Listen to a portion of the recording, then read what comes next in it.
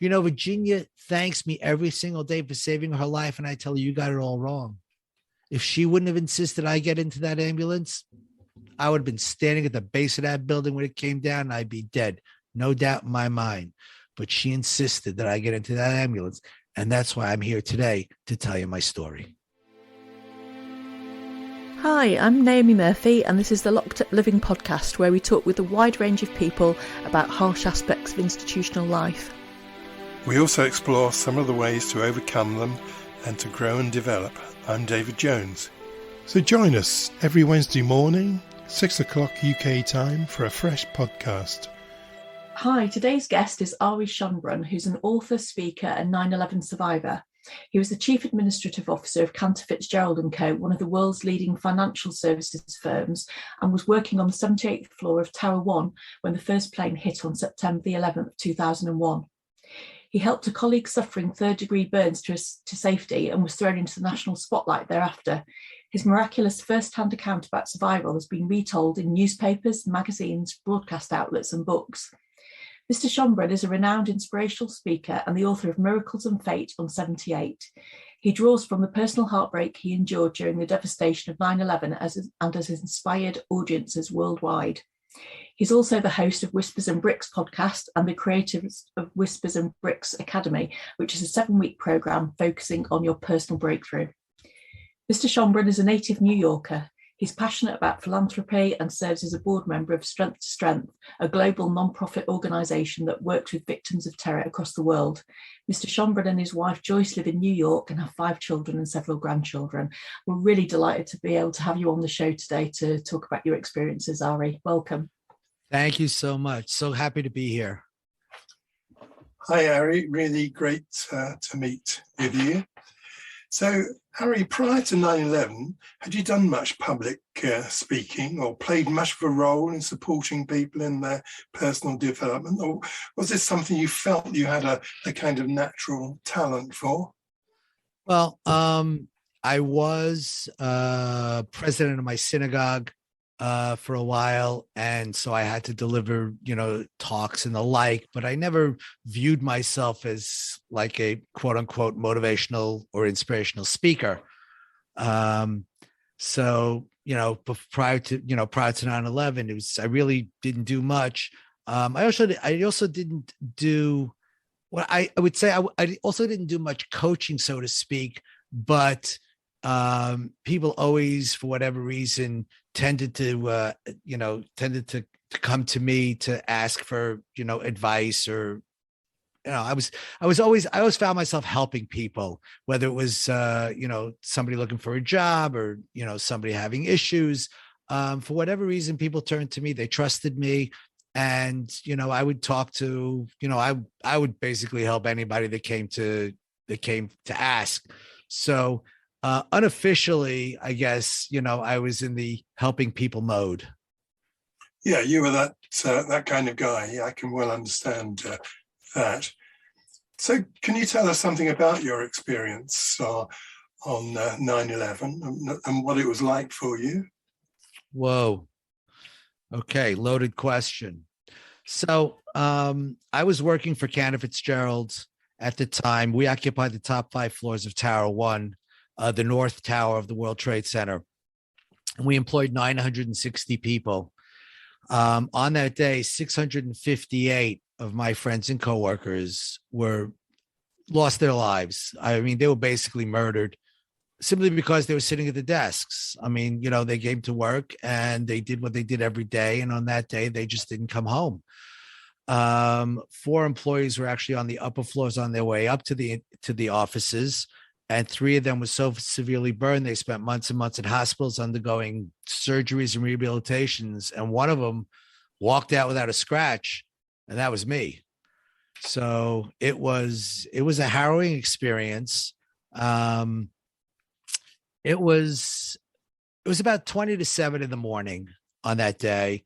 And I had my briefcase over my shoulder, I had my cup of coffee in my hands. And I yelled up to my wife, bye, hon, love you. See, I yelled up to my kids, bye, kids, have a great day in school. And I started to walk out the door. All of a sudden, my wife yells down to me and she says, did you do Baruch's book order? Now, Baruch is my third child. He was 8 years old at the time. And I learned something that day. Teachers have a wonderful way of torturing parents. It's called the Scholastic Book Order. I don't know if you have that in the UK. I think you do. But it's basically a program whereby the teacher hands out these pamphlets that have a list of books and games on them, and the children are supposed to go home and choose, some books. It's to help them with, their reading. My son was no different than any other 8-year-old. We wanted like every book and every game in the pamphlet. And my wife, who was a school principal and just opened up school, had no patience for him. So she said to me, it was my job to do it. And I said, okay, no problem. I'll do it. Of course, I was working very, very long hours at that time because that year, it was 1 week before the Jewish holidays, the high holy days. And I knew that I was going to be out of the office for periods of time during the course of the following month. And so I was getting to the office very early and coming home very late. So I didn't have a chance to do it with him. She said, did you do the book order? And I said, no. She goes, you're not leaving this house until you do that book order. So I put my briefcase down, put my cup of coffee down, went into my kitchen and proceeded to negotiate with my 8-year-old for the next 20 minutes. I whittled them down to 2 books, which I thought was pretty good. But interestingly enough, the 2 books were from a series called Survivor. When those books showed up a couple of weeks later, man, it was shivers down my spine. Unbelievable. It was prophetic, really. So I by the way, the book order was actually due on Monday, but my son left his pamphlet in school on Friday. And my wife wrote a note to the teacher asking if he could have an extra day. And she said, sure. And she made sure to put the pamphlet in his knapsack and he would bring it home. Had my son brought that pamphlet home on Friday, I would have done it with him on Sunday. And on Tuesday at 8 a.m., I would have been sitting at my desk. And right now you'd be talking to somebody else because I'd be dead. But because he left his pamphlet in school on Friday, I am here today to tell you a story. And you'll see that throughout my story, that's been a common thread, the coincidences that happened throughout the course of the day, which all led me to avoid getting killed on that day. I got to the Trade Center about 20 minutes to 9, which was about 40 minutes later than normal. And you couldn't take an elevator up to the 101st floor. That's where my office was. But you took an elevator to 78, which was a sky lobby. And then from there, you changed to take another elevator to get up to the 101st floor. Well, I got into the elevator that came down. And when I got off on the 78th floor, the elevator I needed for my office was all the way on the left side of the sky lobby, the 78th floor sky lobby. So I proceeded to head down towards that elevator. And I must have been about 2 meters from that elevator when, as best as I can describe, there was an explosion. I thought a bomb had gone off in the elevator. The lights went out, the place filled with smoke, and I was literally thrown off my feet. And there was yelling and screaming and somebody yelling about fire in the elevator. And my thought process was, of course, there's fire in the elevator. A bomb just went off over there. I had no idea. I finally see a light in between 2 banks of elevators. That was an emergency light. So I figured it's probably a good place to go. But I remember as a kid, when there's a lot of smoke, what do? You stay low to the ground, right? I literally crawled from where I was to that light, to that, hallway between the banks of elevators. And I got up and I'm looking around. I don't know where to go. The only time I spend on that floor is just to switch elevators. So I walked behind the bank of elevators, and sure enough, there was a door there. It turns out there was a security office on that floor. I had no idea. I walk in there, and there was a guy who is the fire warden for the floor. And I run over to him and I said, what do we do? Where do we go? He goes, I don't know. I'm thinking to myself, of course he doesn't know. We didn't know what happened. All I knew was there was a bomb went off in the elevator. I ran outside, back out into the hall to see if I can find a way out. And that's when I bumped into my coworker. Her name was Virginia DiChiara. Virginia was on the elevator that I was about to get on when that plane hit. And as she described it to me, she said, when the plane hit, the doors had started to close and they jammed open about a foot, and the walls in the elevator collapsed. The ceiling collapsed. There was a cable that snapped, was sparking in the elevator. The jet fuel came down the sides of the elevator, was ignited by the sparks, and there was a wall of fire. There were 3 people in that elevator. There was Roy Bell, Virginia, and Renee. Roy was the first one to jump through the fire, and he suffered 2nd-degree burns. Virginia jumped out right after he did, and she suffered 3rd-degree burns. And Renee, who was the last one out, she died from her burns, all in a space of 6, 8, 10 seconds. That was the difference between life and death that day, at least for these 3 people. And she sees me, and she's a mess. She has 3rd-degree burns up and down her arms. Her clothes are burnt. Her hair is singed. She was a total mess. And she says to me, Ari, thank God, please help me. Whatever you do, please don't leave me. And I said to Virginia, I promise I will not leave you, and we will get out of here. Now, here's a bit of irony. Virginia and I were not good friends. She was an internal auditor who had been hired the year before, and the first department she audited was mine. And needless to say, she didn't give me very good marks. As a matter of fact, she almost got me fired. And there we were.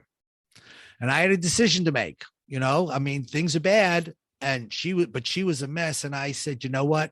Our past did not matter. She was another human being. She was in trouble. I was the guy that God put there. All right. And I made my decision, and I said, I don't care. Virginia, I will do whatever it takes, and we will get out of here. I brought her into that office, gave her to drink. And finally, the fire warden says, okay, we can get out. Stairwell on the left. We head out. I go around a bend, and there's a door there. We open the door, and sure enough, there's the stairwell. Now, interestingly enough, most of the stairwells in the trade center went down 10, 20, maybe 30 flights of stairs, and that was it. And then you have to get out and find another stairwell. This one went from 78 all the way down to 1. How did this guy know? I have no idea, because the landlines were out. They were blown out when the plane went in, and the mobiles weren't working. So I have no idea how he knew, but whatever. So when I saw inside there were lights on, I thought to myself, they're probably emergency lights, and I don't know how long they're going to last. So it was Roy Bell, myself, the fire warden, Virginia, and there must have been about 6 or 8 other people with us from the floor. And I turned around and I said to the people behind me, I said, does anybody have a flashlight? Thinking to myself, if the lights go out in the stairwell, it'll be pitch black. And 2 people actually, raised their hands and were like, yeah, we got flashlights. And I'll never forget, I was thinking to myself, where did you get a flashlight from? And why are you carrying it? But I said, listen, folks, nobody panic. If the lights go out, we will have light. The next thing I did was I looked down at Virginia's feet, and I said, thank God she's wearing flats, because you know what? There were high-heeled shoes in that stairwell all the way down.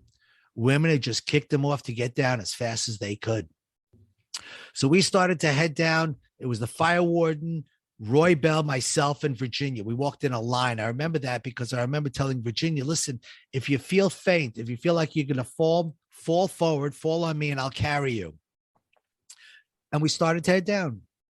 We got down 3 flights of stairs when one of the biggest miracles of the day happened to me. Other than the fact I wasn't killed when the plane hit, my mobile rang. Now, most people look at me and they go like, yes, so what? Well, you know what? In the trade center, you could never, ever get reception. You just couldn't. I remember standing in my office by the window going, hello, can you hear me now? Can you hear me now? Couldn't get reception. And here I was in the middle of a stairwell, in the middle of the building on a day where there was no reception, and my phone rang. I picked it up. I went, hello? It was my wife on the other end of that phone. And she was crying, and she was telling me something about a plane going into the building. I had no idea what she was talking about. I said to her, Joyce, I'm in a stairwell. I'm on the 75th floor. I'm on my way down. Now is not a good time.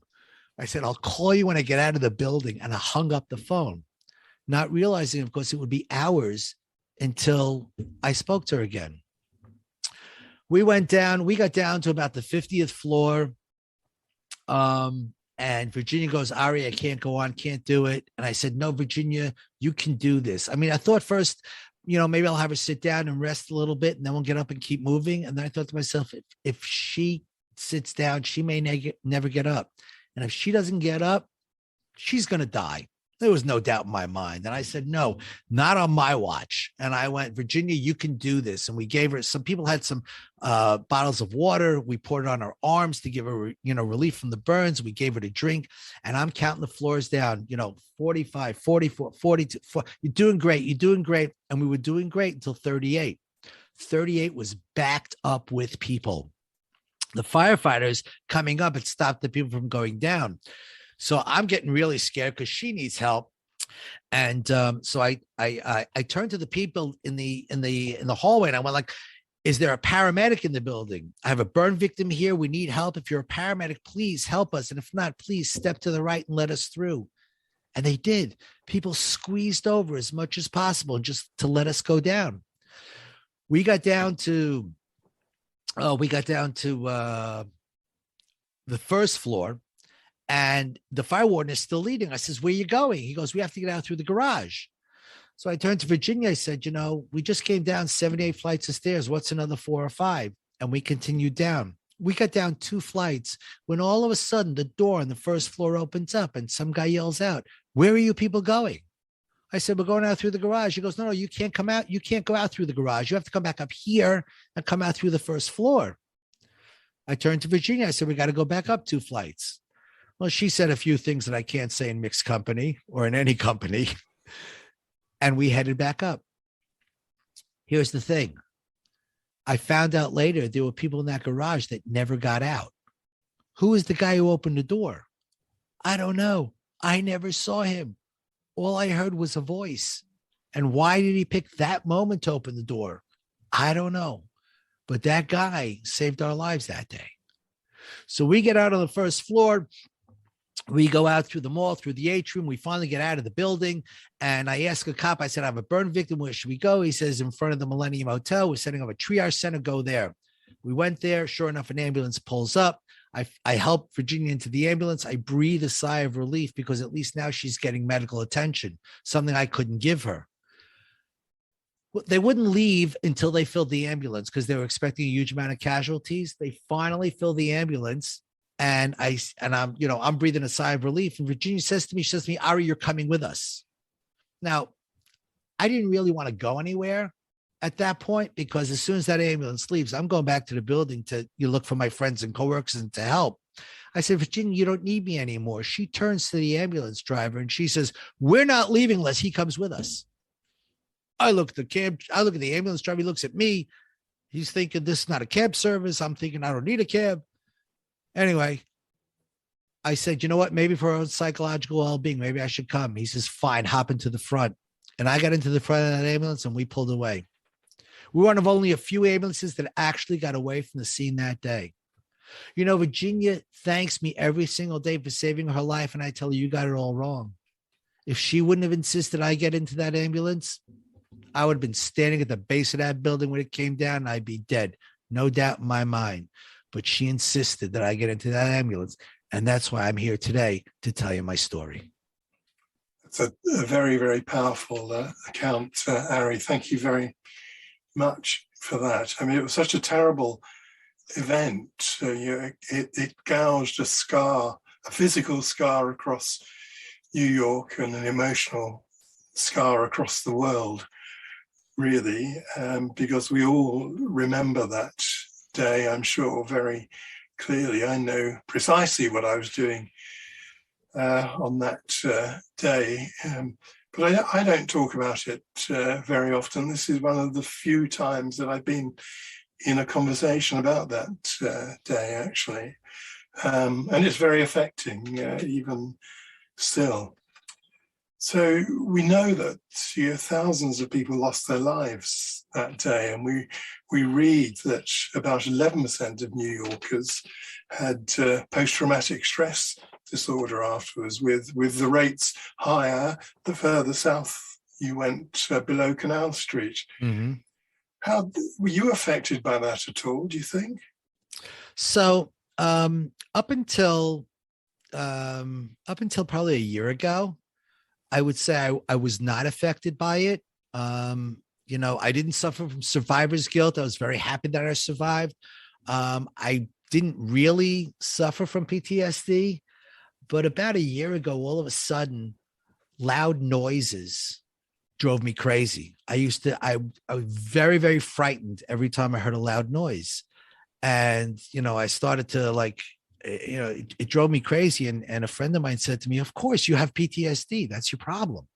I'm going like, no, I don't. And he goes, because, who wants to admit that, but he says, yeah, those are the classic symptoms that you have. You have PTSD. So yeah, I would say I didn't, but I think I did, about a year ago, all of a sudden, it hit me. And it could have been because of the, 20th anniversary, that was coming up. It could be because of that. I don't know. But I mean, I think I'm okay.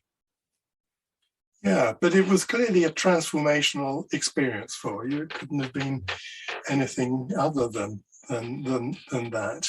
So how did it affect you and your family life, your social life?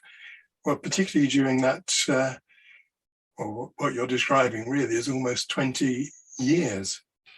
Right. So it had a profound effect on me and my family. But it's funny because it was in stages. All right. And I would say like first stage was paranoia, whereby I would, before I left my house in the morning to go to work, I would literally open my front door, stick my head out, look up and down my street and see if anybody was there. Because I was, maybe they're out to get me. Maybe they're, it was tremendous paranoia. On the other side of the coin, I became much, much closer with my children and with my wife. It was a near-death experience, and it was, and my life as a whole changed. Now, it didn't happen right away. All right, like I tell people, I was the same guy on Wednesday that I was on Tuesday. Only I lost 658 friends and coworkers, but I was still the same guy.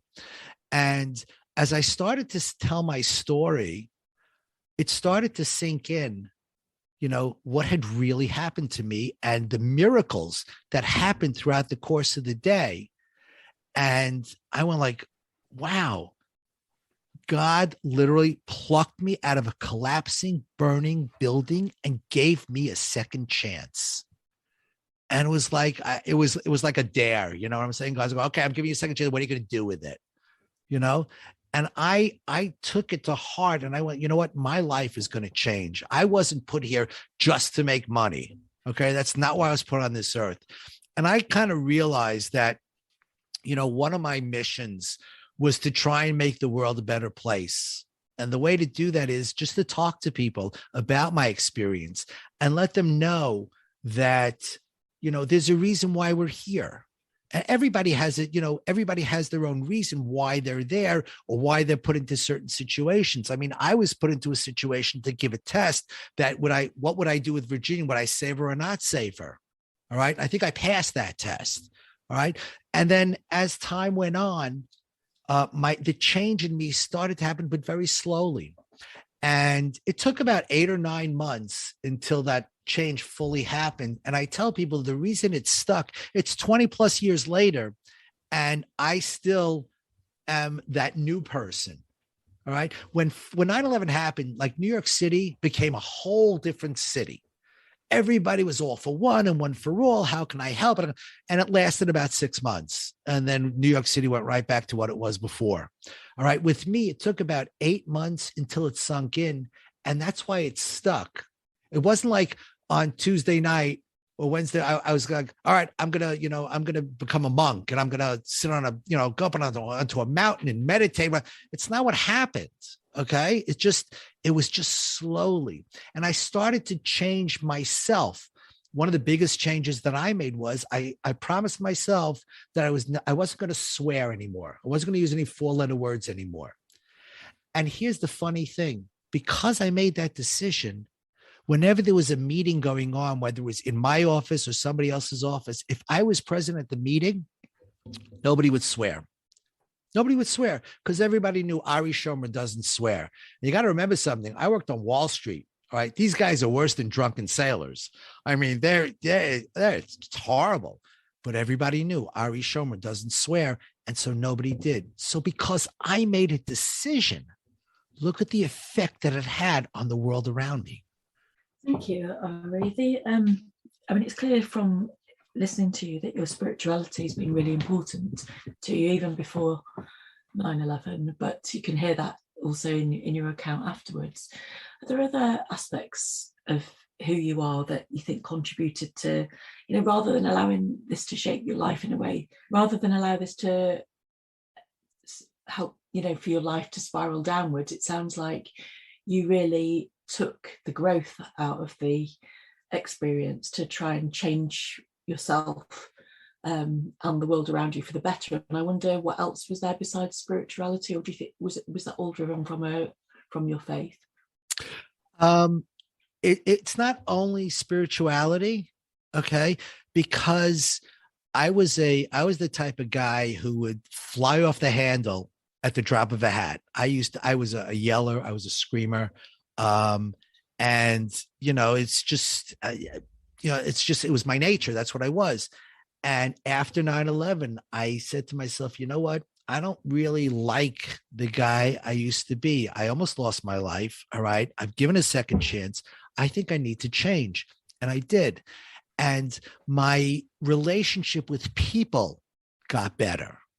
All right. So that was, as much as, I mean, obviously the relationship with my kids, because you used to be, work was the most important part of my life.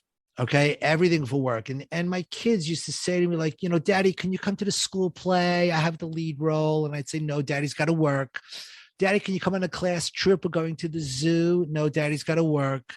Daddy, can you come to mock trial? That's after school. So that's after work. So you could be there, right? No, Daddy's got to work late. That was always the refrain. Daddy's got to work. Daddy's got to work. Until that day. After that, it was Daddy's at the class trips, Daddy's at the school plays, Daddy was wherever his children and now grandchildren need him to be, because that is what is important in life. So it wasn't only the spiritual, it was the physical as well, the physical world. And I treat people the way I want to be treated. Okay? I do. All right. It's so funny how sometimes you have, people that are, they're so nice and they're jovial and but when they walk into a restaurant, they'll yell and scream at the waiter. Like, what changed? You were such a nice guy when we walked in here, and now all of a sudden you're yelling and screaming at the waiter. Well, who are you? So, and I made sure to that I wouldn't be guilty of doing something like that. So I treat everybody with respect. I don't care who you are. I don't care what you are. I don't care what your job is. Okay. Because whatever it is, all right, you're a human being, and human beings deserve respect. I'm curious about how you ended up deciding to start your podcast, Whispers and Bricks, and the associated Whispers and Bricks Academy, and wondering how much of that related to your experience that you'd had in this transformation to really try and do something that's enriching. So before I started that, I was working on Wall Street. I only left Wall Street about 4.5 years ago. And I started speaking about 6 weeks after 9/11 was the first time somebody asked me to tell my story. And from that point on, I was telling my story. So I was doing it part-time. I was doing it in my spare time, sick days, vacation days, whatever it was. And then 4.5 years ago, I decided that I wanted to leave Wall Street and I wanted to speak full time, which is what I did. And things were great. And then COVID hit. And when COVID hit, my whole speaking dried up because no more conferences, no more meetings, right? So there was no more live events. So guess what? No more need for speakers. So I decided that,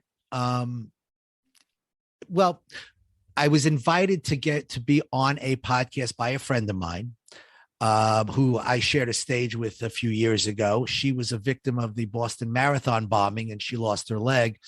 And we were sharing a stage at this conference. And then she called me and we became good friends. And then she called me up about a year later, asking me if I wanted to be on her podcast. And I went like, sure, I'll help you out. I don't know. And after the podcast, she said to me, you should have your own podcast because you have a great story. And I said, I don't know anything about podcasts. So she gives me the name of somebody to talk to. And the next thing you know, I've got a podcast. And it's whispers and bricks because, the whispers represent, the good things in life, what God's whispering to our minds, he's whispering to our hearts.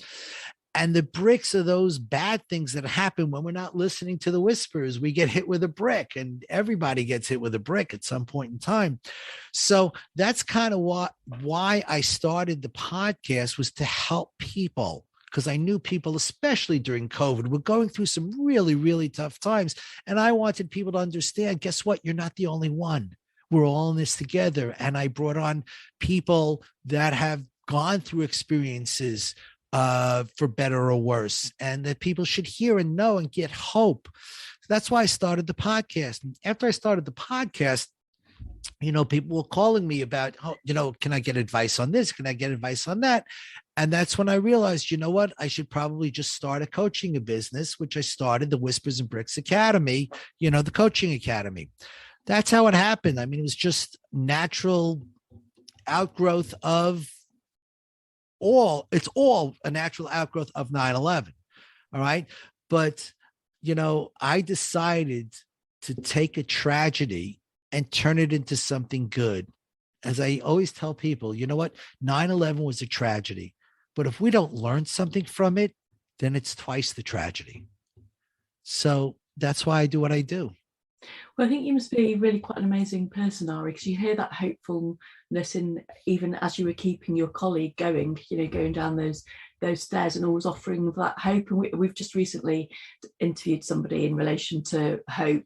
So it's on our minds at the moment, and how much of the time we spend talking about the role that hopelessness plays, but don't actively try and encourage the development of the installation of hope. So it's really, really lovely to hear about the work that you're doing.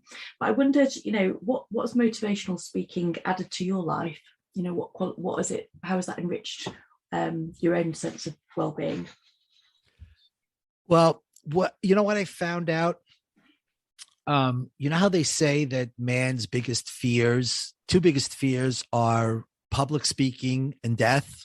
And if you ever listen to Jerry Seinfeld, he said, if you're at a eulogy, you'd rather be in the box than delivering the eulogy. Because number one is public speaking. Now, I was blessed that I do not have that fear. God gave me a gift of speaking, all right, publicly. And the bigger the audience, the better I get. I remember, addressing 2,000 people in a room that was unbelievable. And I was just at the top of my game, because it's just, I don't fear that public speaking. So that was a gift that I was given, and I needed to make sure that I used it in the right way. And so I went ahead and I started motivating people. I just started telling my story and telling people, look, I'm giving you a message of hope. All right. And I once went on a speaking tour in the UK, and a friend of mine had put the whole thing together. I spoke in 15 venues in a week, and when it was done, I turned to my friend and I said, I want you to know something. I got more out of this week than any audience I spoke to. I was so motivated, all right, because of what I was doing. And it was a tremendous, tremendous feeling. And I said, I never want to stop doing this. I always want to do this. And that's what I've been doing. Again, COVID came in and put the brakes on it, but we're coming out of it. I believe we're coming out of it. And I think, I will have the opportunity again to address audiences around the world and give them hope and let them know that, what, you have greatness within you. You were born with greatness. You just have to let it out. And just in case anyone missed it in the introduction, you're the author of Miracles and Fate on 78, which we've heard from that the really powerful story that you've shared with us today. How how much you have to share from that day. But you're also involved with the not-for-profit organisation Strength to Strength. Can you tell us a bit about this organisation's work? Oh, absolutely. This is an organization that was started by a woman by the name of Sari Singer. Sari was in Israel, in Jerusalem, on a bus when a suicide bomber got on the bus and blew himself up, and everybody around her were killed, and she was the only one that survived. And she was, obviously she had suffered, all kinds of injuries, but she fully recovered. And after she recovered, she decided that she wanted to take that experience and turn it into something good. And she started Strength to Strength, which is an organization that works with victims of terror around the world. She she touched base with me because she wanted me to be on the board. And I kept telling her, no. It took her about 2 years to finally convince me to get on the board. And I was very, very happy that I did, because they're amazing. The work that they do is absolutely amazing. They have every year a young ambassadors trip where they bring kids between the ages of 14 and 21 who were victims of terror or who had family that were victims of terror. They bring them to New York, all expenses paid. They put them up for a week, all expenses paid, and they take them around New York, and they allow these kids to mingle with each other and tell their stories with each other to show, because very often a victim of terror in some way, shape, or form believes that it's their responsibility. It's because of them that it happened. They were responsible for and it's not true. Obviously, we all know that. All right. It's not their fault that they're a victim of terror. And they're brought together to show that, you see, you're not the only one. There are so many others like you. You're a normal person, all right? Just had a bad experience. And it's changed the lives of terror victims. And so it's a wonderful, wonderful organization. Their website is stosglobal.org, stsglobal.org. If anybody wants to look into them, or they want to donate, they want to find out more about the organization, if they have friends or if they themselves are victims of terror, I urge them to reach out, because it's a tremendous organization. Thank you. And what words of advice and wisdom do you have for those who might feel they've really reached a really low point in their lives? How might they find the hope that you managed to find in the midst of something very dark?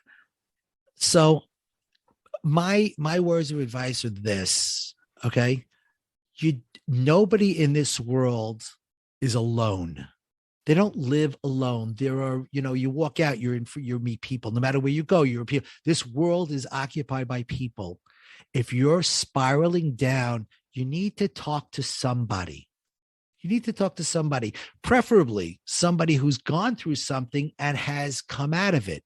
And, I invite people all the time. If you have an issue, you have a problem, whatever it is, you can call me, you can email me, you can talk to me. I will be more than happy to talk with you and help you. All right. But nobody should be hopeless. Nobody should be hopeless. If you're hopeless, call me. All right. I'll get you out of it. We'll get, and if I can't do it, I'll find somebody who can. All right. But never give up. Remember one thing. Every day above ground is a good day. Always remember that. And great words to finish on, Ari. Ari, I feel so privileged that you came on the podcast to share your story. It was so powerful to hear your account. Thank you very much for being willing to do that with us.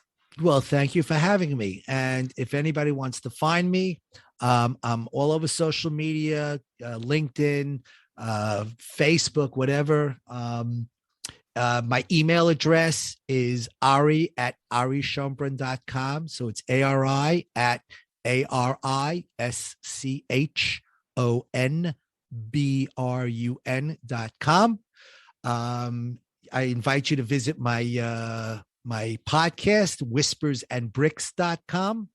And again, you know, you have my email, you find me on social media, you want to talk to me, not a problem. You want to find out more about my 7-week academy, not a problem. Again, I'm always here to help. Thank you very much, Ari. That was really great. I mean, in many ways, it was a grueling conversation, but also pretty uplifting. So thanks a lot for that. Thank you, David. I appreciate it. It was wonderful. Thank you so much for having me on your show. I wish you a lot of luck with your podcast. And Naomi, I had you on my podcast. Continue to keep doing what you're doing because you're doing great work.